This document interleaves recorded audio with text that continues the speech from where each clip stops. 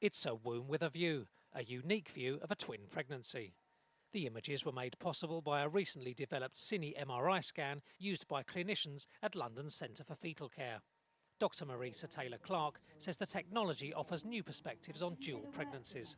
We haven't really been able to see before in such real-time complete pictures how twins interact, and what this cine lets us do is see their positions with relation to each other, and how much space they have, how much space they occupy, how they might move and push each other out of the way. So that's something that you can see snapshots of on ultrasound and small parts of it, but you don't get the view of the whole room, as it were, the room being the womb.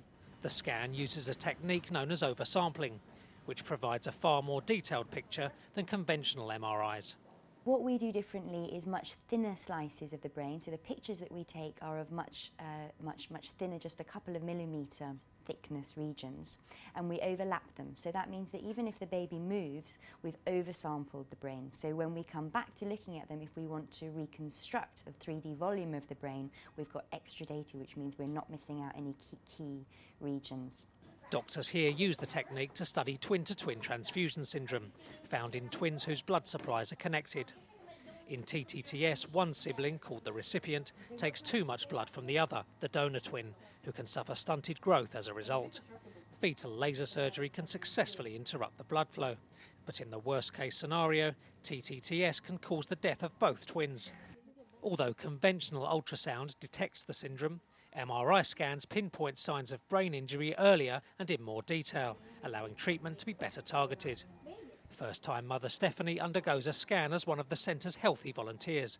She's expecting a single child in January. How are you doing in there, Stephanie? OK, great. The table's just going to move slightly. Despite the striking clarity offered by these scans, Taylor-Clark doesn't advocate their use for routine pregnancies like Stephanie's.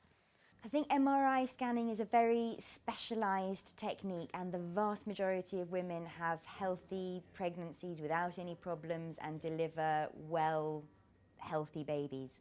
And if we were to scan all pregnant women, we would pick up a very, very small number of abnormalities and potentially pick up some things that we didn't quite know how to interpret that might be quite stressful for some mothers.